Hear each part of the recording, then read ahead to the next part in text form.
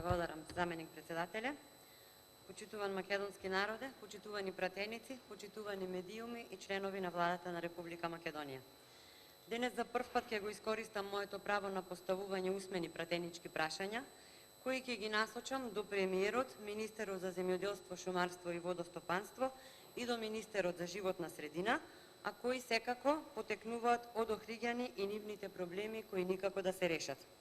Ќе бидам кратка и јасна и нема да прашувам за нешто што од страна на власта не им е ветено на Охриѓани. Бидејќи сме на чекор пред локални избори, овде би сакала да го цитирам премиерот, кој во своето експозе при формирањето на владата многу убаво кажа вака: во политиката, исполнувањето на ветувањата дадени пред почетокот на извршувањето на задачата добиена директно од граѓаните, го определуваат интегритетот на личноста на крајот од мандатот. Одлучив денес, токму преку моите 3 пратенички прашања, да го провериме тој интегритет, како и транспарентноста и отчетноста на власта пред граѓаните.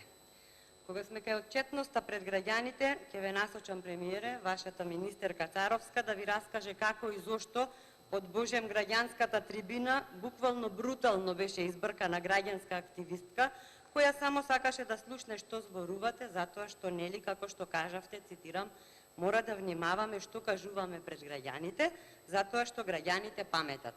Дали донесовте живот за сите граѓани, дали вашите трибини се само за вашите граѓани и дали сте отчетни пред сите граѓани во вашето општество за сите, оставам да пресудат граѓаните.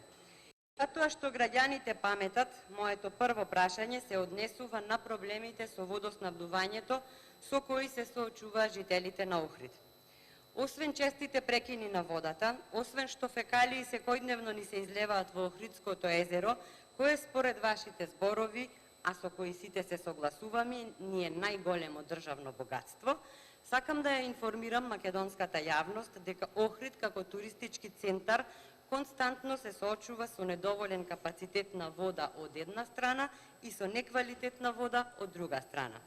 Имено во летниот период потребите за вода во градот значително се зголемуваат и инсталираниот капацитет не е доволен, што навистина негативно се одразува и врз жителите на Охрид, како и нормално врз туристите. Дополнително, микрофилтрите целосно не го отстрануваат планктонот од водата, со што имаме и недоволно квалитетна вода. Од тие причини се наметнува потребата за инвестирање во нови технологии за третирање на водата за пиење. Жално е во 21. век да говориме за недоволен капацитет на вода, посебно во туристички центар како што е Охрид, затоа што водата, почитувани, не е луксус, туку водата е основна и најнеопходна потреба за нормален живот.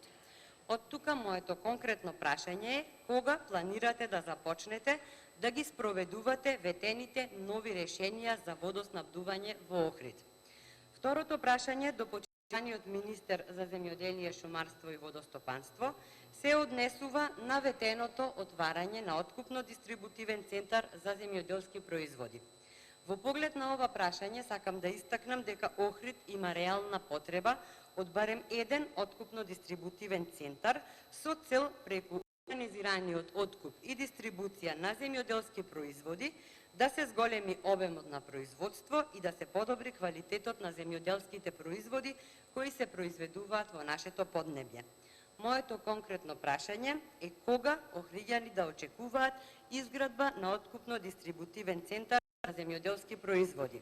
И третото прашање до министерот за животна средина се однесува на интегрираното управување со комуналниот цврст отпад, кое подразбира постепено затварање на несанитарните комунални и диви депонии и изградба на нови инженерско-санитарни депонии.